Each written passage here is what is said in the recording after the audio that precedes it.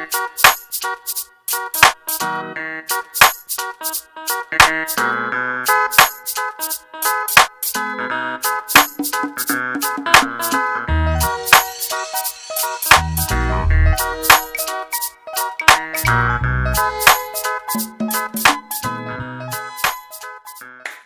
right, people, my name is Konrad, and this is my man Terry. What's up, Terry? What up, baby? What up?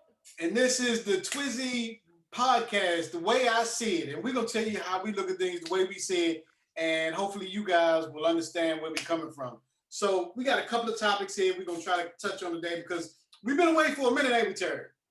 Boy, it's been too long, buddy. Been too long. Far too long. And neither one of us been in prison, so we can't even put that as an excuse. When you got two brothers ain't in the penitentiary, we doing good. Without a doubt. So look, I think let's start off with this no deal Brexit, because that's kind of concerning me. And you being a business owner of Next Phase Fitness, how is that bothering you? Are you concerned about that, my brother? Well, it's twofold, because the whole Brexit argument, I think we talked about this in the previous in previous podcasts. There's two arguments. There's an argument, or there's a side that says we haven't left, so why even propose to leave Europe? And so I understand that, because personally I was a Remainer. So as they call them over here. So I not supposed to tell people what you was. I know, right? People get all up in their feelings. They get all up in their feelings. But I was a Remainer too, because I ain't see no point in us leaving, because as far as I'm concerned, it wasn't broken, and what they wanted to fix could have been done a different way. Yeah, exactly. And then you have the leave, or the Brexit side of things. I understand that, because what they're probably saying, or they were saying, they did a very bad job of conveying that, was that Europe, in all this, as a functioning bureaucracy, is not firing on all cylinders, and it's depleting in various aspects as a bureaucracy. But instead of just telling us how it really is, they just bull jobbed and BS us, and then they threw in all this other crazy stuff. Well, if we leave, all this extra money will go to the NHS, and all other money will go into the public services. So they deceived us in that limb. And then also, if you look at leaving as a proposition, you got to say to yourself, what does a country do, or how does a country exist now that it's leaving its biggest trading partner being within Europe? Now, to me, that sounds crazy. It's like if you look at it as selling apples and oranges. If I'm selling apples and oranges and I'm on the busiest street with so many consumers, and I all of a sudden say, hey guys, guess what? After the day, y'all can kiss my ass. I'm leaving.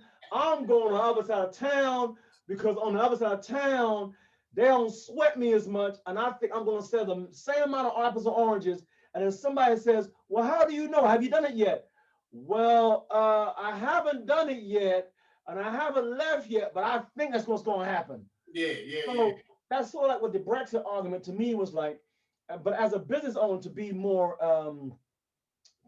exact to your point, I just don't know, to be honest, because we won't know until we know. At the moment, we haven't left, so business is okay. We're in this current situation, which is why you and I aren't in the same booth together, is the COVID-19 coronavirus thing. Absolutely. So just so you know, guys, y'all locking in. We abiding by social distance. Me and my main partner right here, we on two different screens, but you're getting the same love. Just so you know, I had to put it out there. 100%. I had to put it out there. Yeah, I mean, I don't know. I mean, the thing for me is that, am I worried? Man, the only thing, I tell people sarcastically, look, as a black man, I mean, being broke ain't no new condition for us. No. So if I'm broke tomorrow, I ain't gonna like it, but it ain't like I'm gonna jump up a building because of it. You understand? I ain't gonna run into a goddamn truck because of it. I feel you. I might ask to hijack that truck. I ain't gonna kill my damn self because I ain't got no money. So the way I'm seeing it, I'm a little bit perturbed, and I'm a little bit upset, because when they decided that they was going to go through with this thing, the leaders should have looked at it for what it was. Mm-hmm. It's the same as a divorce. You Yep. got to kind of have your strategy set out on what you're trying to get from that divorce, what you want to leave with, and then Yep. start from a strong negotiating position. But what they Yep. failed to do was actually take advantage of any kind of negotiating superiority that they had and jumped in there with a whole bunch of emotion. We're going to do this. We're not going to let y'all decide this, and this is how everything's going to be. And now we've ended up in one of the situations that I wish we could have avoided, where there's a big possibility there won't be any kind of trade deal or negotiation or anything put in place. And we just gonna have to be out there butt naked trying to make something happen. And we're not prostituting, so butt naked ain't gonna work. You feel me? Yep. Yep. So I'm really I'm kind of nervous because a lot of people are wondering what's gonna happen with house prices. They're wondering Yep. what's gonna happen with consumer goods because Britain is, from lack of a better term, we're just a user, we're a consumer. We don't really produce a whole lot or export a whole lot. We produce Mm-hmm. things that are used internally, but we don't export a great deal of things. So I'm up in arms. I don't know what to think. I'm kind of nervous, kind of concerned, but I guess it's gonna be what it's gonna be. But I just wish that the government would have done a little better in trying to work out some kind of a deal before, just jumping off the ship. Yeah, I mean, to add to that, I mean, what's even more of a leap of faith by the UK is how they missold it to the electorate, because Absolutely, it was all lies. this is a very complex argument, and it's a complex argument for educated people. Now, That's, imagine taking to a slightly, and this is no disrespect, but to someone who isn't as educated or isn't as clued up on politics, economics, and bureaucracy, and tell them vote on this matter that's going to determine your future. I'm good, but I don't know if you're going to be good. Vote on it. You have to present the facts, and you have to be very literate with the facts, and it has to be exclusively creative in a way so it's conclusive and they are entwined with what the delivery of the message is. If you leave something out and they vote to leave, in this case, which the public did, now people are wondering, was it even the right move for those who did vote to leave? absolutely, And because the I even know ones people who that voted, voted to.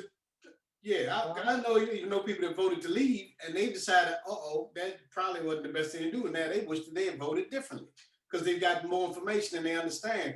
The government yeah, should have taken us on a journey of what it really meant, and not just hit the emotional points about, we need to protect our borders and we need to do this, we need to do that, but giving a more complete picture of what it entailed to actually separate for something that you're so intertwined with, and that wasn't done. yeah. I mean, it goes back to a lot of things. Like politics is always that sort of this sort of has that sort of gray factor of the unknown, what you're actually voting for, who you're actually voting for. Yeah, When you're voting for someone, the good thing about that is that you can see that individual so you know what it is and know who they are, and it's easy to make a conscious decision based on what he or she is saying.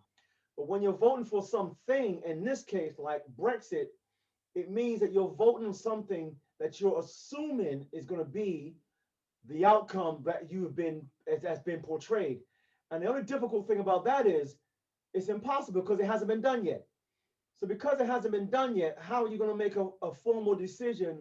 What are you comparing that to? So the only thing you're going to compare that to is notes. You're going to compare it to a theology, a theory. So it's also very theoretical yeah. what may happen if you go for this. So it's always they always say that it's better the devil you know.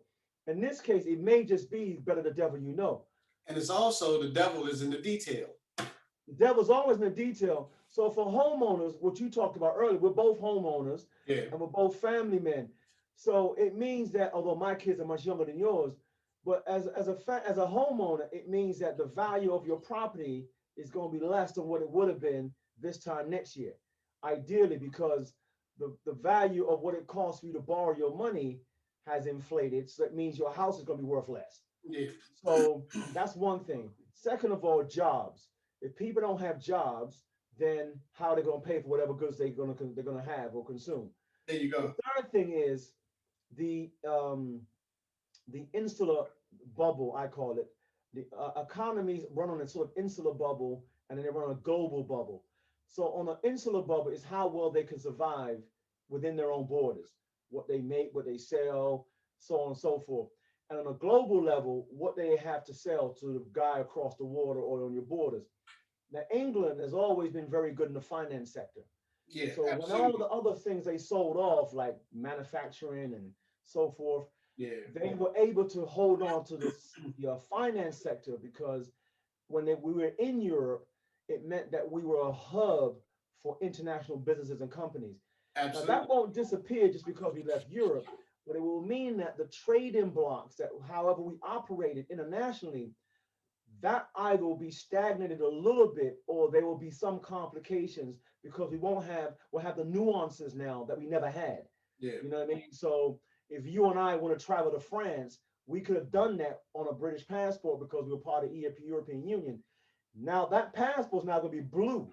So that means our monkey ass ain't going to be in Europe no more. That means we got to get visas and all that nonsense, that's which it. will still make it possible for us to go to these places, but it's just going to slow the process up. Yeah, So that that's on a travel level. On a business level, there's another layer of stuff they got to deal with. And how they work that out is what's going to be very interesting. Do I feel that England will leave with no deal whatsoever? Personally, I don't think they will, because that's not good for either side. Because Europe is our biggest trading partner, and England is a big trading partner for Europe.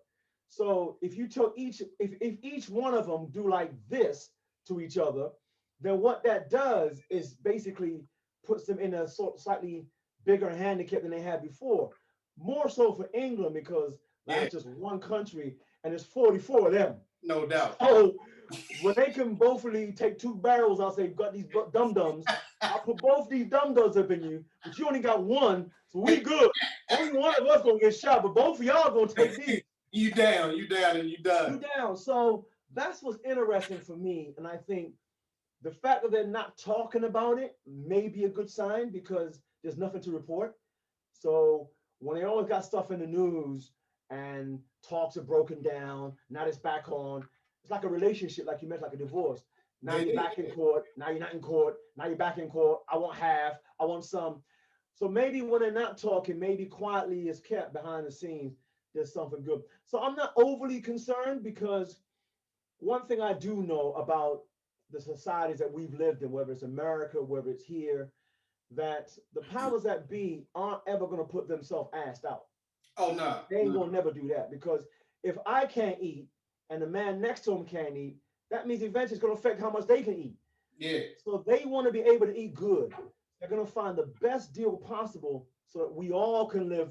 We can have crumbs, but they can still eat good. yeah. And that's the way I look at it. That's the way Hey, I see it. hey, I have to agree with you on that.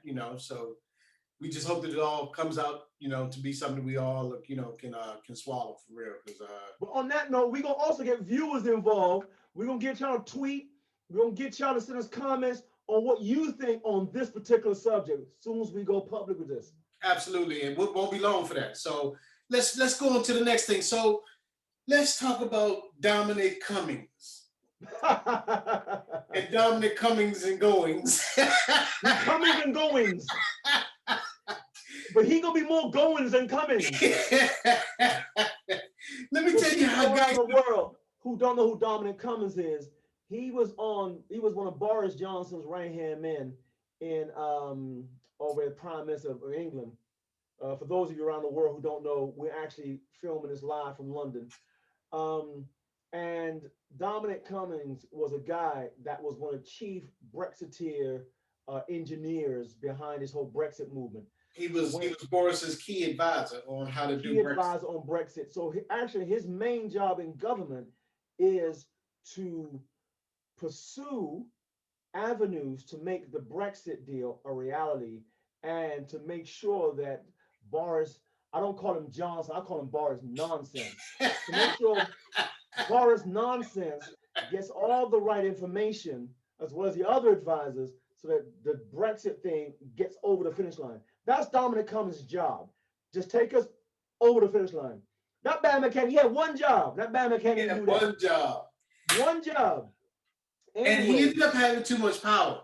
So I'm not gonna get into a whole lot of the backstory because that'll take us 4 hours. But anyway, he had too much power because he ended up doing some foolishness during lockdown driving up north, then driving some more, talking about he was driving because he was testing his eyes and all kind of foolishness. Anyway, Dominic decided, okay, I don't see this thing panning out the way that I like it, and I'm going to leave by the end of the year. Right. So he made so that announcement. Huh? So he says. So he said. That battle was forced out. He didn't get to wait to leave when he wanted to leave. That evening, they said, nah, don't put off for tomorrow what you can do today. And they wrote him up out of there with a box of his stuff. And some box of crayons, too. And I understand. Move your way ass out of there. Brexit this. Brexit this. And I understand the key player in that was Boris Johnson's baby mama. She was the one that whispered in his ear, he got to go. That's the power of a woman behind a man. If you believe that. Hey, I kind of believe that. You believe that? I believe that. Because Boris the way I see it, right? When they put together so England went on a national lockdown, as you know, back when the coronavirus hit back in March, right? Boris locked everything down March 22nd, whenever it was, and said, all right, we're gonna have a national lockdown. That means you and I couldn't travel to see our mama. If we had baby mamas, we couldn't see the baby mama either. Nope. But we didn't got no baby mama, so we ain't had that problem. So we couldn't see our mother-in-laws, our father, we couldn't see anybody. You stay in your house, you only can go to the store. You go to the store, you come back from the store, and you make some banana bread. Get your loaf of bread or flour, whatever you get. You don't even go to the store. That was a clear message. You can go to the store, you can get an hour exercise, ride your bike around town or around your area, but you got to come back in the house. This Bama, Dominic Cummings, took his ass and he was coming on a come up. He drove his ass down the highway with his wife and his baby to go see, I believe it's his mother-in-law or somebody. Yeah, something like that. And he said, I had to go see her because we weren't well. I gotta go to work or some nonsense like that. No, so, they weren't well, and they were taking the kids so that they could watch the kids. There you go. So the society saw that and said, huh? You mean to tell me he can go to his people? You just told us we can't go to nobody's house. We can't go see our mama. We got wave her ass on Skype, but we can't go to the backyard. And if you go to the backyard, we can stand outside, talk to her, but then we got to keep going. This Bama went all the way there, drove 4 hours away because I need a babysitter. All the babysitters you can get in London, he couldn't get one he can trust. He got to drive all the way down the highway to go take the baby. And that's where he lost the public's trust, because the public will say, hold up, you mean to tell me, Boris, you ain't going to reprimand this man for doing that, and you going to tell us in the house? Later, let's go out, let's do our thing. And that's when the public kind of went crazy and went, and I think that led to the end of his demise. It absolutely did, because he was even bold enough to have a news conference. Now, an advisor has never had a news conference held in the garden of number 10. That's just not his position. And he actually was adamant that he did nothing wrong. He wouldn't say that he was wrong. And people felt away about that, because if he would just come out and say, look, I made a mistake. I probably shouldn't have done that. I should have thought it out a little better. He would have still had people kind of in his corner believing what he was doing. But he was wrong. Number 10. That's supposed to be for the prime minister. Oh man, there you go. That's like the White House chief advisor saying, hold up, President, I'm gonna get this here conference, right? You good, right? I'm gonna get this press conference in the garden of the White House. You good with that, right? Well, I'm gonna holler at him for a minute. It's normally your turf, but I'm a chief advisor. That's it. Let me go ahead and have this press conference. Man, he'd have been out of there with a dump truck. Out of there with the quickness. Mm-hmm. And since you done brought up the White House, you were telling me something that just tripped me right out. Here we go. Come on with it then. Tell me about this Mar-a-Lago inauguration, son. Mar-a-Lago. This man lost the plot. If anyone thought that President Trump, or should I say the outgoing President Trump, and you notice that's how they're talking about him now on the news. Every time they talk about the outgoing president outgoing president, Donald Trump took this L. He got an L so hard. He don't want to take that L. He don't He's want to take not. that L like a man. He's still not willing to concede he lost. That's one thing. Okay, he's a sore loser. Good. He's saying the election's a fraud. Okay, say what you want. That's it. He ain't got no evidence, but we're gonna run with that. We gonna run. My daddy always say, "You just talking because you got a mouth." Okay, good. Good. All right, all right. You saying Biden ain't the real winner? I'm the real winner. Okay, whatever. He's saying if you count the early votes, I won. He didn't win until later. Okay, whatever. But to hold your own inauguration at Mar-a-Lago, stop it. Stop it. Stop it. Why hasn't the 25th Amendment been enacted? Because clearly my man doesn't have every marble he's supposed to have on the board.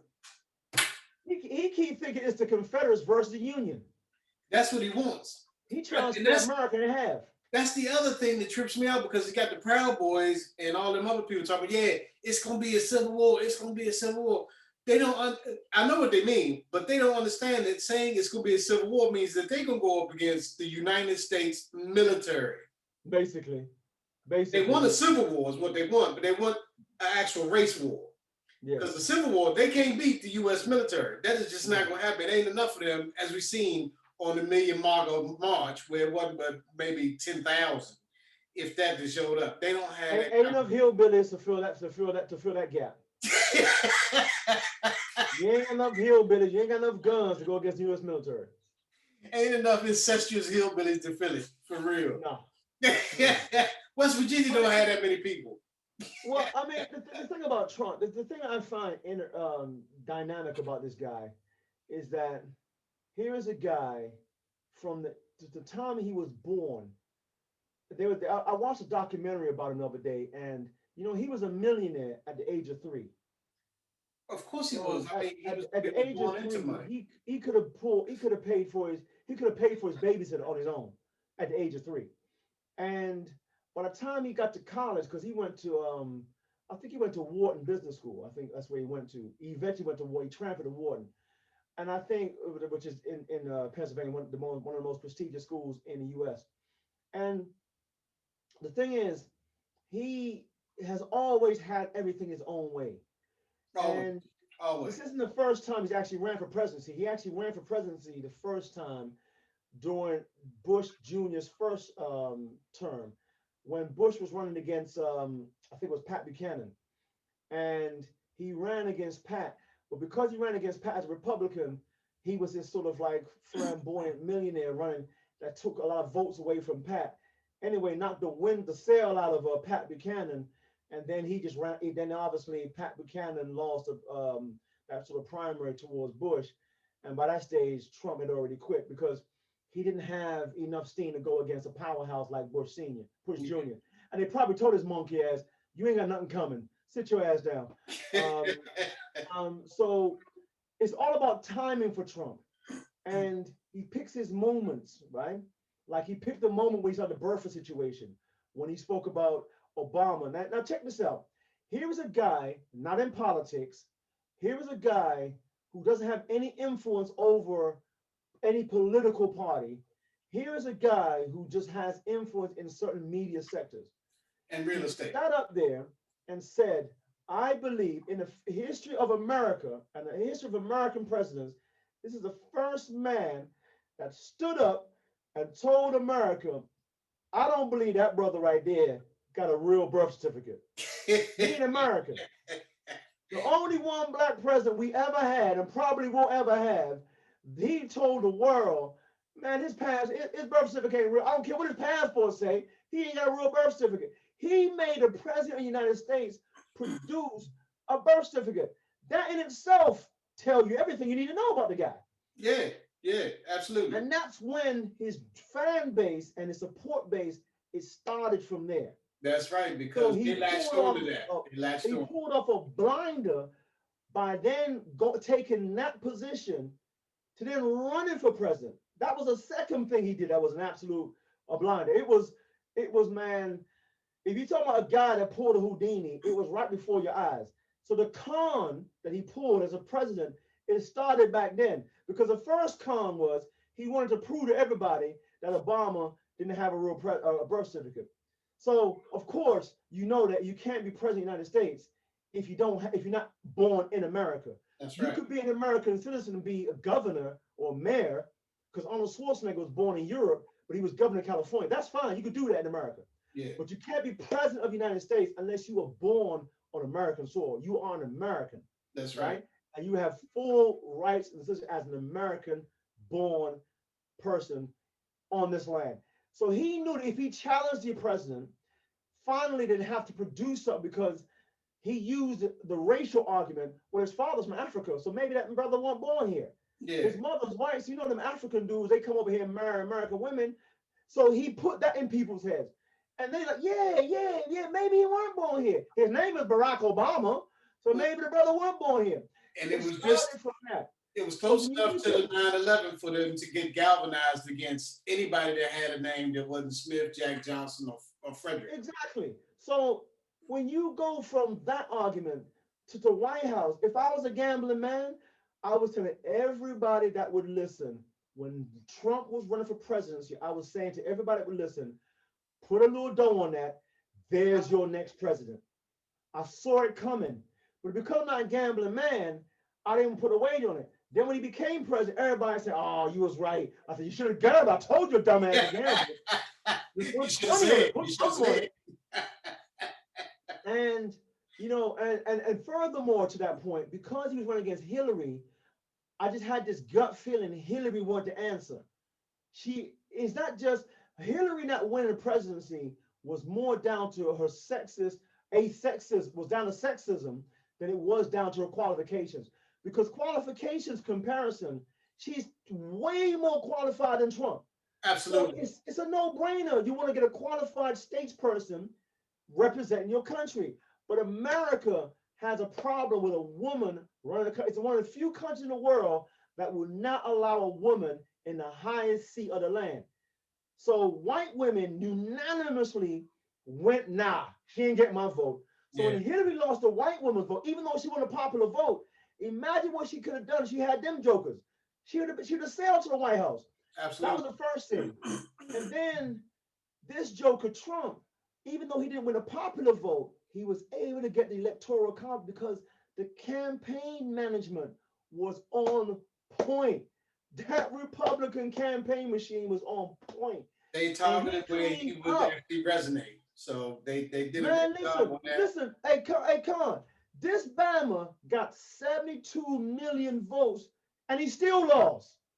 But 72 million, and you lost? but that shows you how much of a state of confusion he has put the United States in. That people they weren't all in all honesty in all factions voting for Joe Biden. They were definitely voting against Donald Trump because they just Yeah. had enough of his confusion. They've had enough of him lying. They've had enough of him being on the golf course all the time, which he made a big point of talking about. Barack Obama's always on the golf course, but he has outgolfed even some masters as far as being on the golf course. He like Tiger Woods out there. He out there more than Tiger Woods. I'm telling you, God dude is damn. out there at least twice a week, I think. Yeah. So they were voting more to say, no, we don't want no more Donald Trump. And this is probably the next best thing. So we're gonna go that route because we can't take no more him lying. We don't know when he's telling the truth. He's let 200, and I think the count is up to 230,000 Americans die because of his ineffectiveness. He won't wear a mask, he won't promote wearing a mask, he won't promote staying in the house when you're supposed to. And the Bama still caught the virus. Now that's a whole nother topic.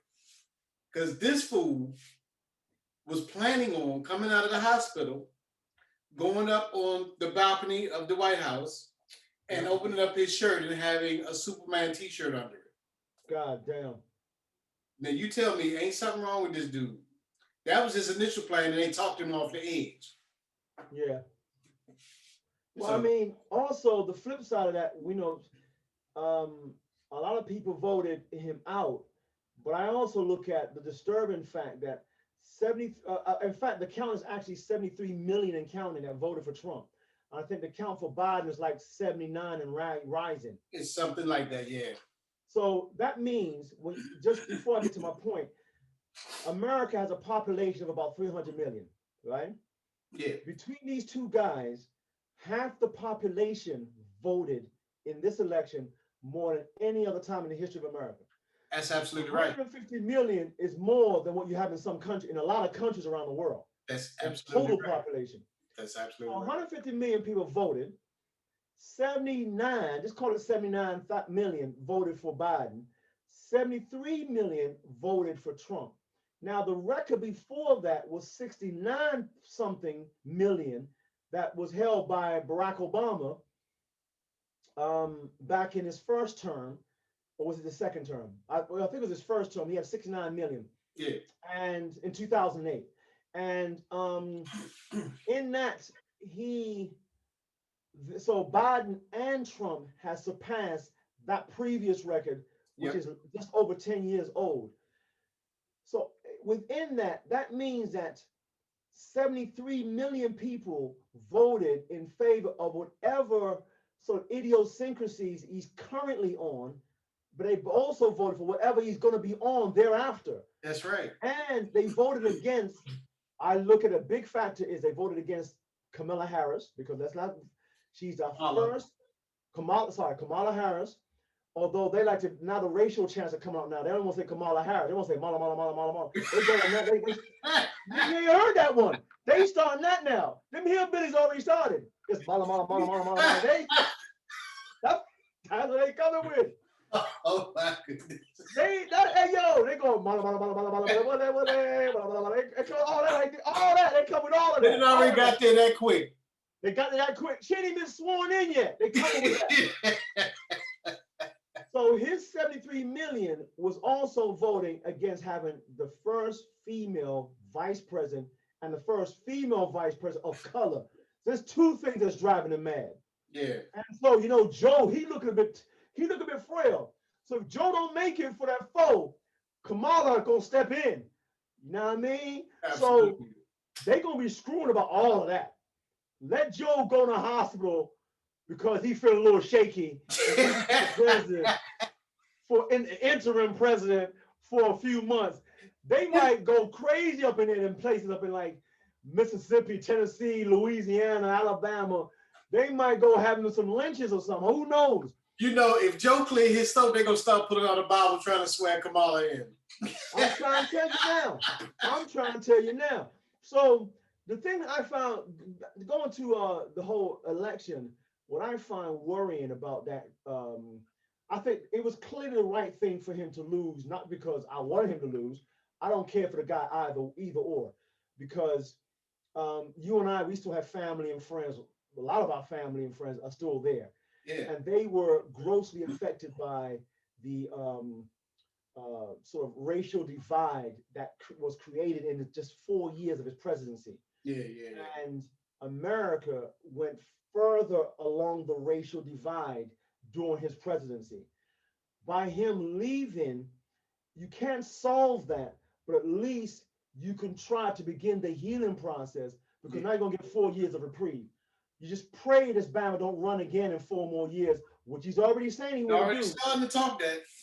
So that means he can get reelected in 4 years, because depending on what happened with this Biden Harris combination in 4, it could be shaky. And he's salty that he lost. He's only the 10th or 11th president in our history that's only as a one-term serving president. So that's embarrassing to him. Oh, that's eating him up. That is eating him up. You know, in that, when they broke the stats down of who voted for Trump. Yeah. 13%, I think it was like 55% of white women voted for him during the election. That's more than his previous campaign. Yeah. 13% of black men voted for Trump, which is more than his previous campaign. Hispanics, that was up in his previous campaign. Because they took Florida for him. Yeah. The Latin Americans. You got to say to yourself, there either was something deep in the message that you and I didn't get. It was like over our head, but they got it. I think the Republican Party, their digital campaign was on point, more so than the Democrats. That helped them out a lot, and the Democrats should learn from that. But what the story that is not being told is the mobilization of Black women in America who helped the Democratic Party in states like Georgia, Pennsylvania, and across America. That is an untold story. And Absolutely. because Black women have been disenfranchised through this Trump, or women of color have been disenfranchised through Trump's 4 years of presidency, they took matters into their own hand to ensure that more people voted on the ground level. And of course, the ballots are a big thing. So to me, that's a big, big worry for the Democrat, but they got to try to solve that. Absolutely. And I think they have a great opportunity to make an impact on that. It's up to them on how they want to do it, but they definitely need to do something about it. You know, hopefully we've come That's out the way I see it on that Trump presidency. I mean, the Trump presidency. The outgoing Trump presidency. Trump administration. Outgoing Trump administration. And he might, and you know, the prosecutors are lining their asses up to stop prosecuting him now. Hey, they can put that on pay-per-view because I swear I will pay for that. I'll pay for that. Well, look, we're gonna have to wrap it up, my man. So this was our first rebirth of The Way I See It with my man Terry. Oh, you missed one point though. You missed something though. You missed something, champ. I missed a whole bunch of points. We just run out of time. God damn, my bad, y'all. We're gonna come back. We got more topics. I want to talk about my man Rashford, but I'm gonna say to the next podcast. Absolutely, we will do another because we're gonna do this on a weekly basis because we got to get it back on and popping. Terry, my man, that's the way I see it. Man. Peace and love, people. And we will keep y'all up to date on what's going on. Peace. Peace.